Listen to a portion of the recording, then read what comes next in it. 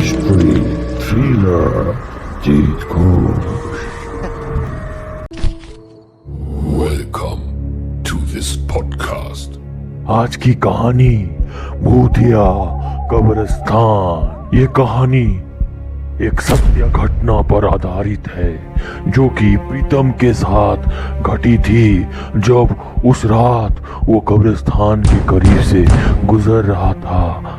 शायद प्रीतम का यह सबसे बड़ा गलती था कि वो रात को कब्रिस्तान के करीब से अपना बाइक को लेके गुजरा, जिसके वजह से वो जीवित होकर भी अपने आप को मृतक देखता है और कब्र के अंदर में दफन होते हुए देखता है।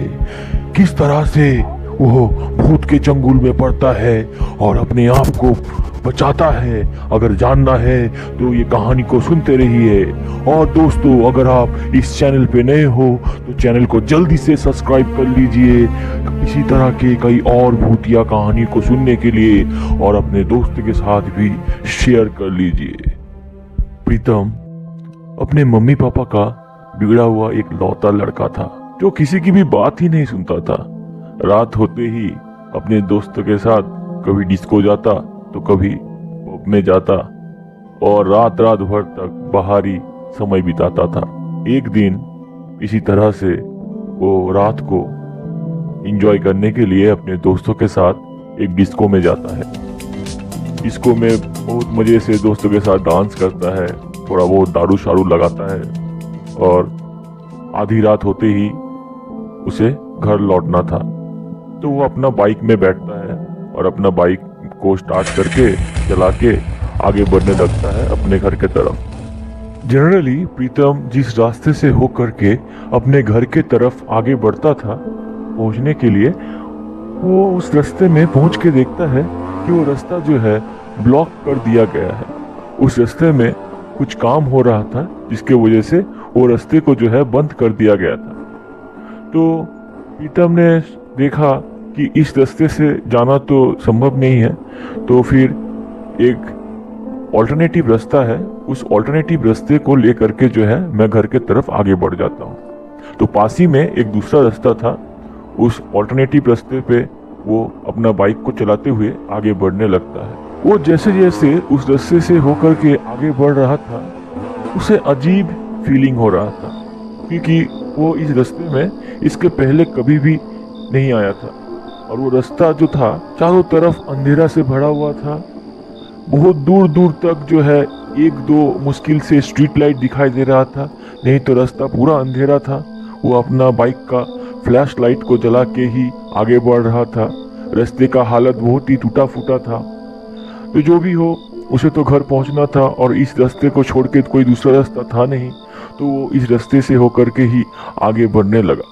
जैसे जैसे वो आगे बढ़ने लगा उसने देखा कि उसके दाहिने तरफ जो है एक कब्रिस्तान है, और उस कब्रिस्तान के थोड़ी ही दूर में जो है एक लड़की खड़ी हुई है एक बच्चे को गोदी में लेकर। जैसे ही प्रीतम उस लड़की के करीब पहुंचता है, वो लड़की जो है हाथ दिखाते हुए प्रीतम को रोकने के लिए कहती है। प्रीतम पहली बार उस लड़की को देख के सोचता है कि शायद ये लड़की मुसीबत में होगी, तो कोई हेल्प मांग रही होगी। तो फिर प्रीतम रुक जाता है अपना बाइक को लेकर। तो जैसे ही प्रीतम अपना बाइक को रोकता है उस लड़की के पास, वो लड़की प्रीतम को कहती है कि भैया, मैं बहुत मुसीबत में हूँ, इस छोटे से बच्चे को लेकर इस रास्ते में मैं इस रात को फंस चुकी हूँ। अगर आप मुझे लिफ्ट दे देते थोड़ा बहुत ही अच्छा हो जाता, मेरे लिए बहुत ही मदद हो जाती। आप मुझे थोड़ा आगे तक छोड़ दीजिए। तो प्रीतम पहले सोचा था कि इस लड़की को वो मदद करेगा, लेकिन अभी का ज़माना ऐसा हो चुका है कि किसी पे भरोसा करना बहुत ही मुश्किल है। तो फिर वो थोड़ा घबरा भी गया कि अगर मैं इसे लिफ्ट दूंगा तो पता नहीं ये लड़की कहीं मेरे को लूट तो नहीं लेगी, या फिर कोई इसका कोई चाल होगा जिसमें मैं फंस जाऊंगा। तो जो भी हो, वो घबराते हुए बहुत सोच विचार करते हुए उस लड़की को ये कहता है कि नहीं मैडम, मैं आपको लिफ्ट दे नहीं सकता क्योंकि मुझे बहुत जल्दी है। तो ये बोलते हुए प्रीतम अपना बाइक को स्टार्ट करता है और स्टार्ट करके आगे बढ़ जाता है। जैसे ही प्रीतम अपना बाइक को स्टार्ट करके आगे बढ़ने ही जा रहा था कि तभी जो है वो लड़की पीछे से प्रीतम को चिल्लाते हुए बोलने लगती है गुस्से से कि कहाँ जाएगा, जा, आज को तेरे साथ दुर्घटना घटने वाला है। तू इतना निर्दयी है कि एक लड़की जिसके गोद में एक छोटा सा बच्चा है उसको मदद भी तूने नहीं किया। लड़की ये बोल रही थी, प्रीतम ये सुना और सुन के अवॉइड करते हुए अपना बाइक को वो आगे बढ़ाने लगा। आगे बढ़ाते बढ़ाते वो उस रास्ते से होकर जा ही रहा था अपने घर के तरफ कि वो सोचने लगा कि इतनी रात को एक लड़की एक छोटे से बच्चे को गोद में लेके कब्रिस्तान के बाहर में क्या कर रही है। इतनी रात को कब्रिस्तान के करीब तो कोई अच्छा खासा आदमी भी ना जाए, तो ये लड़की उस जगह पे एक बच्चे को लेके वो भी कैसे वहां पे खड़ी हुई है, ऐसा क्या हो गया था। शायद जरूर ये लोग लुटेरे थे जो कि फंसाने के लिए आदमियों को खड़े हुए हैं। वो ये सब सोच तो रहा था, लेकिन उसने ये भी सोचा कि ऐसा भी तो हो सकता है कि शायद वो लड़की सचमुच में मुसीबत में हो। नहीं नहीं, ये मैंने सही नहीं किया, मुझे उस लड़की को लिफ्ट देना चाहिए था क्योंकि ये रास्ता बहुत खराब है। अगर कोई गलत हाथों में वो लड़की पड़ जाए तो उसके साथ जो है दुर्घटना घट जाए। तो इसीलिए जो है प्रीतम ने तुरंत अपना बाइक को पीछे की तरफ घुमाया और घुमा करके उस कब्रिस्तान के तरफ जो है आगे बढ़ने लगा। वो कब्रिस्तान के करीब पहुंचने ही वाला था कि दूर से उसने देखा कि वो लड़की नीचे बैठ के कुछ खा रही है। तो फिर प्रीतम अपना बाइक को चलाते हुए उस लड़की के करीब पहुंच जाता है कब्रिस्तान के सामने, और वो देखता है कि वो लड़की कोई नहीं, एक भूत है जो कि उस बच्चे का शरीर को नोच नोच के खा रही है। और वो अपना भयानक शकल को लेके प्रीतम के तरफ ताकती है और प्रीतम के तरफ वो आने ही वाली थी दौड़ के कि प्रीतम जल्दी से अपना बाइक को स्टार्ट करके पीछे घुमा के वो फिर से वो अपने घर के तरफ अपना बाइक को दौड़ाने लगता है। प्रीतम बहुत जोर से बाइक को चला रहा था, बाइक का स्पीड उसने बहुत बढ़ा दिया था और मन ही मन भगवान का नाम ले रहा था और ये सोच रहा था कि आज को ये भूतनी मुझे मार ही डालेगी। मेरा डिसीजन पहला सही था, मैं क्यों लौट के गया। ये सोचते सोचते वो आगे बढ़ ही रहा था कि अचानक जो है उसका बाइक जो है रुक जाता है, बाइक बंद पड़ जाता है। प्रीतम ये सोचने लगा कि अभी इस बाइक को खराब होना था, अब पता नहीं मैं किस तरह से घर लौटूंगा, मेरे साथ एक हादसा ऑलरेडी घट चुका है। वो अपना बाइक को हिला ढुला के इधर उधर चेक करने लगा कि किस कारण से जो है उसका बाइक रुक गया है, लेकिन बहुत कोशिश करने पर भी उसे बाइक में क्या हुआ था उसे पता नहीं लग रहा था। बाइक को साइड में लगा के वो वेट करने लगा कि कोई गाड़ी आएगा या फिर कोई ट्रक उस रोड से अगर पास करेगा तो वो लिफ्ट लेकर अपने घर के तरफ चला जाएगा। वो ये सब सोच ही रहा था कि तभी एक ट्रक सामने से होकर उसके तरफ आगे बढ़ता है और वो अपने हाथों को फेरते हुए उस ट्रक को रोकने के लिए कोशिश करता है। ट्रक ड्राइवर उसको देखकर जो है अपना ट्रक को रास्ते में रोक देता है। प्रीतम ट्रक ड्राइवर को रिक्वेस्ट करता है कि उसका गाड़ी जो है खराब हो चुका है और इतनी रात को इस सुनसान जगह में उसे जाने के लिए कोई भी गाड़ी नहीं मिल रहा है, तो अगर वो ट्रक ड्राइवर अपने ट्रक में प्रीतम को छोड़ दे उसके घर के करीब तो बहुत ही अच्छा होगा। उसे इस हालत में देख के वो ट्रक ड्राइवर कहता है, ठीक है आप एक काम करो, आप मेरे सामने बैठ जाओ। ट्रक ड्राइवर के बगल में जो उसका हेल्पर था, उस हेल्पर को ट्रक ड्राइवर कहता है कि तू जो बाइक खड़ा हुआ है नीचे, उस बाइक को ट्रक के पीछे में चढ़ा दे और पीछे में ही बैठे रहना। तो फिर उसका हेल्पर जो है बाइक को ट्रक में चढ़ा देता है और प्रीतम जो है ड्राइवर के सामने वाले सीट में प्रीतम ड्राइवर के साथ बैठ जाता है और फिर ट्रक को चला के वो तीनों जो भी थे उस ट्रक में वो लोग आगे बढ़ने लगते। आगे बढ़ते बढ़ते काफी देर हो चुकी थी, तो फिर प्रीतम जो है वो ट्रक ड्राइवर को कहता है कि और कितना देर लगेगा मेरे घर के करीब पहुंचने के लिए। तभी जो है वो ट्रक ड्राइवर प्रीतम को कहता है कि बाबूजी आपको घर छोड़ने के पहले जो है एक काम करना बाकी है। वो काम ये है कि मेरे ट्रक के पीछे में एक मुर्दा है जिसे जो है कब्रिस्तान में दफनाना है, तो फिर उस मुर्दे को कब्रिस्तान में दफनाने के बाद जो है आपको मैं घर छोड़ सकूंगा, इसके पहले नहीं। ये बात सुनकर प्रीतम थोड़ा घबरा जाता है, क्योंकि उसके साथ थोड़ी ही देर पहले जो है कब्रिस्तान के सामने एक भयानक घटना घटा था। जो भी हो, तो वो ये सोचता है कि बहुत सारे लोग तो है, तो फिर कोई बात नहीं, इन सभी के साथ चलता हूँ कब्रिस्तान में। उस डेड बॉडी को दफन करने के बाद जो है मैं उनके साथ जो है घर चला आऊँगा। और ऐसे भी अभी मैं बीच रास्ते में उतर जाऊँगा तो फिर पता नहीं कोई गाड़ी मुझे मिलेगा कि नहीं। तो वो एक्चुअली मजबूर हो चुका था उनके साथ कब्रिस्तान में जाने के लिए। जो भी हो, वो ट्रक में सभी लोग बैठ करके जो है पहुंच जाते हैं कब्रिस्तान के सामने। ट्रक से सभी उतर जाते हैं और डेड बॉडीज को भी निकालते हैं। जब डेड बॉडी को निकाला जा रहा था ट्रक के पीछे से, तो प्रीतम ये देख के थोड़ा सा आश्चर्यचकित हो गया कि मैं सारे रास्ते में जो है उस ट्रक पे सामने बैठकर आया हूँ, पीछे में इतने सारे लोग बैठे हुए हैं, किसी का भी आवाज नहीं मिला, ना मुझे पता चला कि इतने सारे लोग जो है उस ट्रक के पीछे में उस मुर्दे को लेके बैठे हुए हैं। ये सोच के उसे थोड़ा सा अजीब सा लगा।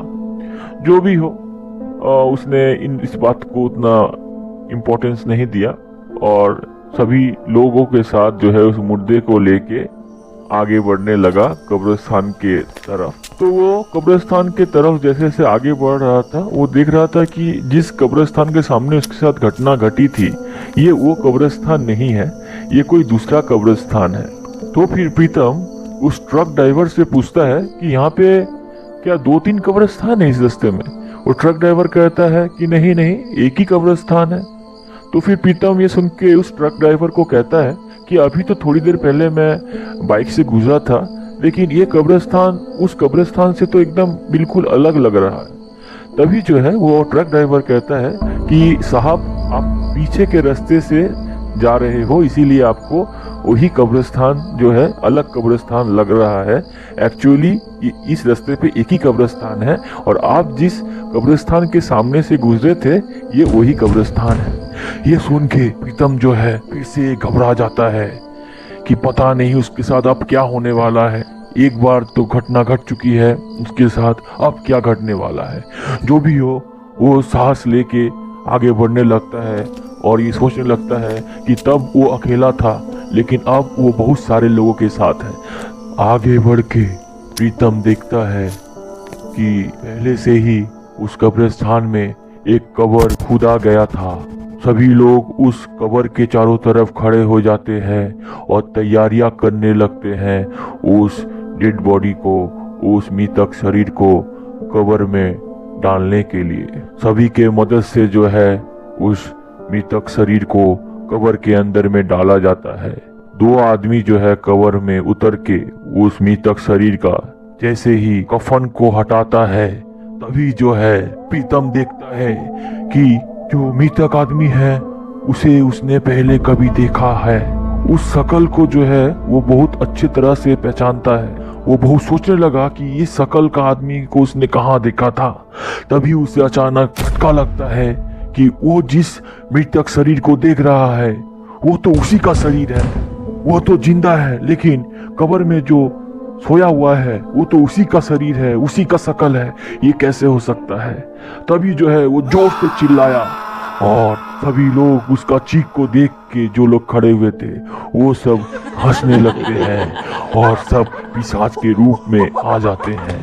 प्रीतम बहुत जोर से भागने लगता है कब्रिस्तान में और भागते भागते उसके पैर में एक पत्थर टकरा जाने के वजह से जो है वो छिटक करके गिर जाता है एक कब्र के अंदर। प्रीतम तभी चारों तरफ अपना मुंडी को घुरा के देखता है कि ये कब्र तो वही कब्र है थोड़ी देर पहले जिस कब्र में उसने अपने जीवित होते हुए भी अपना मृतक शरीर को देखा था।